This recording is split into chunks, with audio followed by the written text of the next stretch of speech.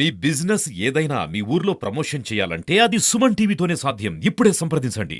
చాలా పొద్దున మీరు అందరూ రావడం జరిగింది. మీరందరూ వచ్చినందుకు చాలా ధన్యవాదములు.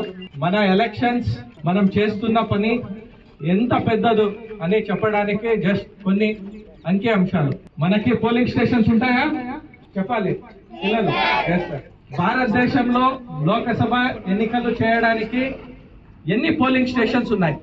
Option A 50,000, option B 1,00,000, option C 5 లక్షలు, ఆప్షన్ డి 10 లక్షలు.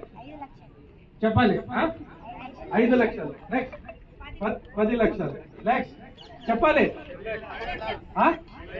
5 lakhs, 10 lakhs, 10 lakhs, 5 lakhs.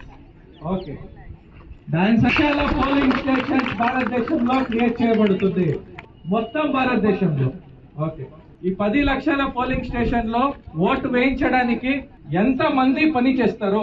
Option A 10 లక్షలు, ఆప్షన్ బి 60 లక్షలు, option C 75 lakhs, option D 1,25,00,000. Very good, 1,25,00,000. మన పిఓలు, మన ఏపీఓలు, మన పోలీస్ సిబ్బంది, దానికి పనిచేసే ప్రతి ఒక్క పాలక వర్గం 1,25,00,000 మంది ఈ ఎలక్షన్ ని చేస్తారు.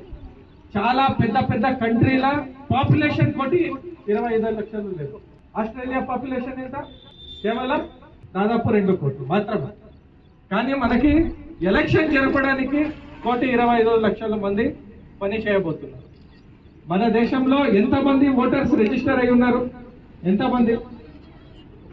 50 కోట్లు, 80 కోట్లు, 90 కోట్లు, 96 కోట్ల 80 లక్షలు, 96 కోట్ల 80 లక్షలు, 96 కోట్ల 80 లక్షల మంది ఓటర్స్ ఓటు వేయబోతున్నారు.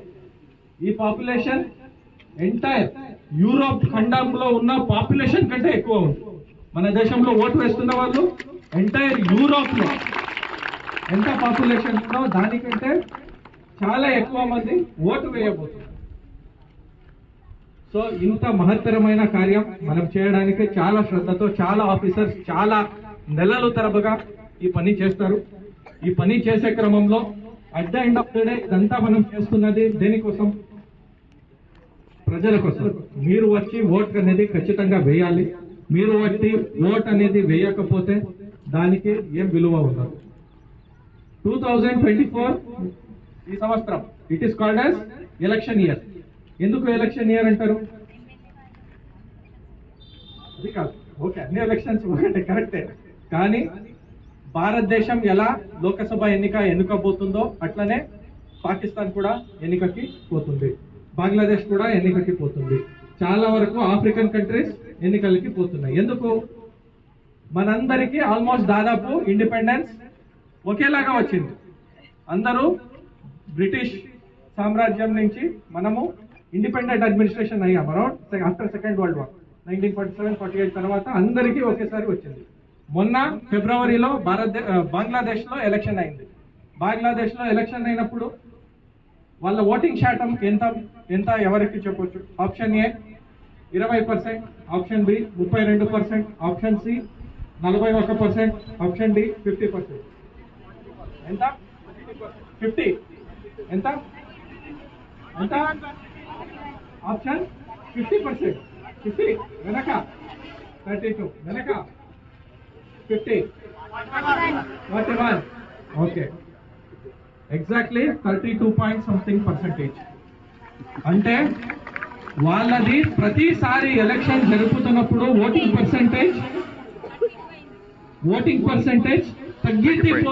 తగ్గుకుంటూ పోతుంది వాళ్ళది. ప్రతిసారి ప్రతి ఎన్నికలకి వాళ్ళకి ఓటింగ్ శాతం తగ్గుకుంటూ పోతుంది. ఎందుకు? సిస్టమ్ మీద నమ్మకం లేదండి. అక్కడ ప్రజాస్వామ్యం అనేది జనాలకి కనబడట్లేదు. దానికి కారణం ప్రజలది కూడా ఉన్నది. ప్రజలకి ఉన్నది చాలా పెద్ద హక్కు ఉన్నది. ఓట్ అనేది ఒకసారి వేసి వదిలేయడం కాదు. మనకి ఎంత హక్కులు ఉందో అంతే డ్యూటీస్ కూడా ఉన్నాయి, అంతే బాధ్యతలు కూడా ఉన్నాయి. అందరూ మీరు ఒక రెస్పాన్సిబుల్ సిటిజన్ లాగా ఇక్కడ చాలా చిన్న ఏజ్ నుంచి చాలా పెద్ద ఏజ్ వరకు అందరూ ఉన్నారు. మనం అందరూ కలిస్తే సమాజం, మనం మంచిగా అయితే సమాజం మంచిగా అవుతుంది, మన దేశం డెవలప్ అవుతుంది. ఓకే, సో దీనికి తొలి మెట్టే మన ఎలక్షన్స్ అండ్ డెమోక్రసీ. దీంట్లో మీరందరూ సక్రియంగా పాల్గొనాలని కోరుకుంటూ మీరందరూ వచ్చినందుకు చాలా ధన్యవాదాలు. Thank you so much.